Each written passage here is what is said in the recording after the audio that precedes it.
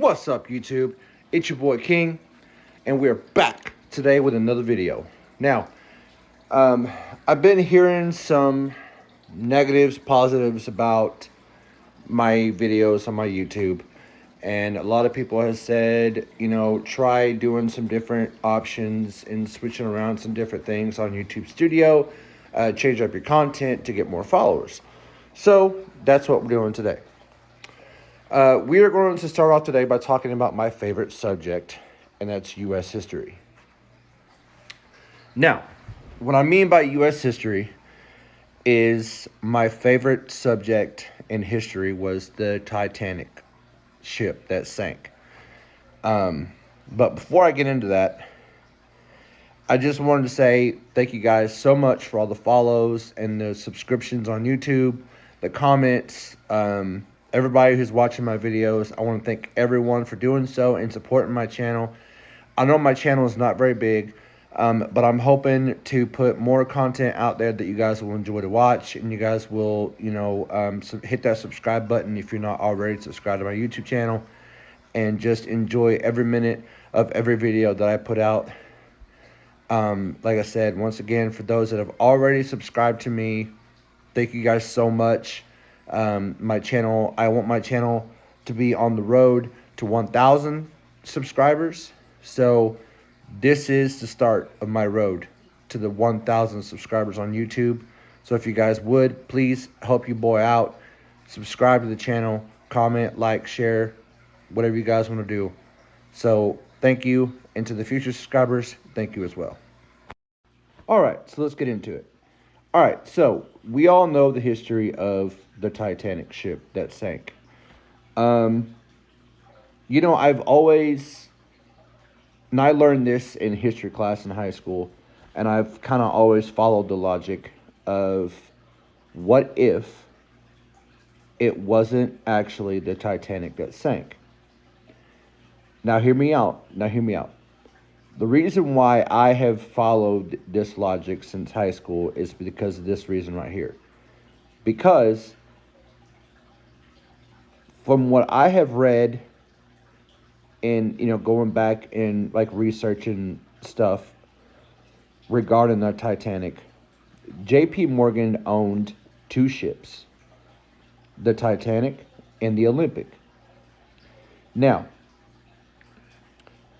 the reason why I am so enthused about, the Titanic and the Olympic, and the reason why I don't think that the Titanic actually sank at all. Because if you guys are a history buff like me and love everything history, this is why. J.P. Morgan was supposed to get on the Titanic the night or the day it set sail and sank. J.P. Morgan canceled the last minute. Now, rumor has it he was having some insurance issues. So here's where it gets interesting. The insurance issues he was having, I'm not really sure what kind of insurance issues JP was having, but I know for a fact that a lot of people say that the Titanic never sank. It was the Olympic that sank. See, a lot of businessmen that JP Morgan was, going into business with was on the ship that sank, but JP canceled at the last minute and pretty much saved himself from death. So why would he sink the Titanic when he could sink the Olympic and collect insurance money on the Olympic? Now, I've heard a lot of people say, and I don't know this for a fact, this is just me being a history buff. Now, I have heard people say that if it was the Olympic, there's a theory out there that says the Olympic was older than the Titanic and it wasn't making any money. So at the last minute, excuse me, at the last minute, J.P. Morgan himself swapped the Titanic in the Olympic and painted the Olympic to make it look like the Titanic, and let the Olympic set sail. And like I said in my previous video, that J.P. Morgan was supposed to go on the Titanic when it sank with a lot of other businessmen that he was going into business with, and canceled at the last minute. But I have heard a lot of other theories, other conspiracies, that if you were to look at the VIN number of the Titanic ship, if you were able to go as far down as where the Titanic is on, the floor, and find the VIN number, and if we ran the VIN number, it would come back as the Olympic and not the Titanic. Now, can I sit here and say, oh, this is all facts? This is all 100% facts. It's proven, it's sealed, it's stamped. No. This is just me, in my opinion. Like I said, I learned this in high school when I was in history class. It was one of my teacher's favorite subjects, one of my favorite subjects, and I would stay after with the teacher and really just sit there for a couple hours or an hour or so and talk about like U.S. history, like JFK, like the Titanic, like everything we would discuss would be on that sort of level, and just talk about it. So that is the theory that I've actually read online, researched, that at the last minute before the Titanic set voyage, the ship was swapped. Titanic was swapped with the Olympic, and it was painted to make it look like the Titanic. So, in theory, and in my opinion, I don't think the Titanic actually sank. I think it was, the Olympic that actually sank. And I think the Titanic is still out there somewhere. And I think it was a big insurance fraud cover-up by J.P. Morgan. Because if you think about it, at the end of the day, why would JP not get on his own ship? I think it was all a big plan.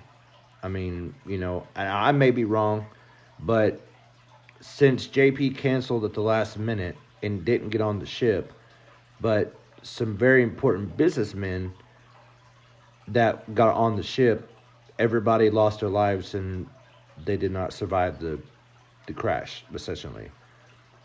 So that's what makes me think that it was a plan. There was a plan set ahead by J.P. Morgan that he was going to get on the ship, but didn't. It sank. It's sitting at the bottom of the ocean. He collects a big fat check. Like I said, they put the Titanic's name on the Olympic. They painted the Olympic to make it look like the Titanic, and then it set sail. The fact that the Olympic was older than the Titanic, wasn't making JP no money, and then the Titanic sank and hit an iceberg. A lot of people say it purposely hit the iceberg. They had plenty of time to turn around, switch course, or slow down the ship, or anything else like that. Like I said, this is just my opinion.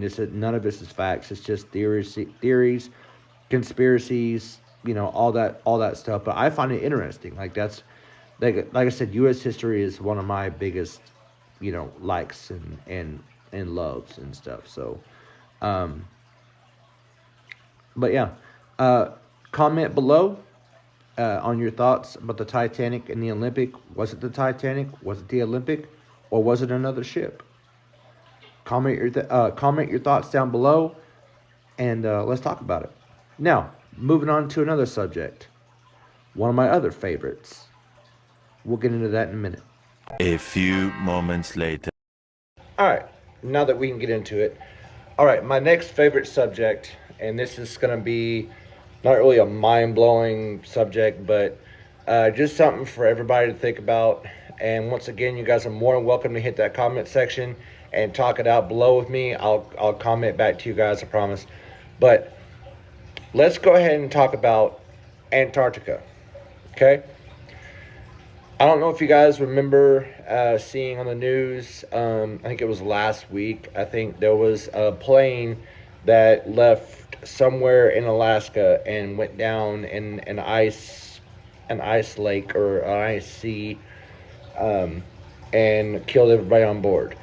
Um, I know the Antarctica ice wall stretches so far, but I'm not sure how far. I don't know much about it, so I'm not going to hop on here and be like, oh, I know this about the ice wall, and I know this about the ice wall. No, I don't know much about the ice wall. It's been something that I have been researching and I have been wanting to learn more about. So to start this off, um, why is it that, from what I'm understanding, the ice wall is a restricted airspace? Now, I get if it's like, way too cold up there, like so far up there that it might freeze the plane's engines and it like makes the planes go down. So that I can understand. Or is there something more that the government, is not telling us about the ice wall? Like, for example, my favorite thought about the ice wall is what's beyond the ice wall? What's behind it? Like, is there something being hidden behind the ice wall? I know I read a story a while back about how somewhere, I don't remember which country, so don't quote me on it, but I know somewhere overseas they found a fully coated baby woolly mammoth, I think it was, tusk and all, in an ice wall, which is cool because it was still reserved, it was still frozen, it was still not alive, of course, but still there. So my question is, if you guys were from the 90s like me, I was born in 92. If you guys watched Land Before Time with all the dinosaurs, beyond the ice wall in the Land Before Time cartoons, there was land beyond the ice wall, behind it. So my question here is, if there is land beyond or behind the ice wall, why is it hidden lands? Why is it not being told to us, Americans, that, oh, there is vegetation beyond the ice wall. There is land beyond the ice wall. Why is it kind of like, to me, Area 51, for example? Us Americans in the world are not allowed to know anything in regards to Area 51. So when it comes to what is beyond the ice wall in Antarctica, with it being restricted airspace, it kind of feels like the same scenario of, okay, we're not allowed to know any specifics about Area 51, and then we're also not allowed to know any specifics about what is beyond or behind the ice wall in Antarctica. Now, if there is hidden land behind the ice wall, I think that would be cool. Now, I've seen a lot of theories and a lot of like conspiracy theorists, a lot of people on YouTube, especially YouTube, TikTok, Instagram, that are like, oh, it's the ice wall is hiding other continents. Like there's like other continents beyond the ice wall that no one has seen, or anything else like that. So I know there's one scientist. I think he was back in 1782. I think it was, that wrote a book about his experience, and I'll post the link or a picture of the gentleman in one of my slides here. But I think it was 1782 when he wrote a book describing his experiences beyond the ice wall. But back to the like other like wider like continents and stuff that's being hidden. I don't believe that. I don't believe that to be a fact. Just because of Antarctica is like right there at the top of like our Earth, like the Earth there. So you got the North Pole, I guess you could say, and you got the South Pole. But anyway, so for the ones that are saying, oh, it's a wider variety of continents that we've never seen before.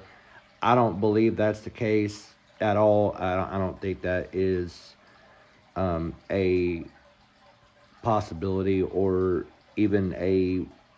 I mean, you can have conspiracies and stuff, but I don't think that that's a really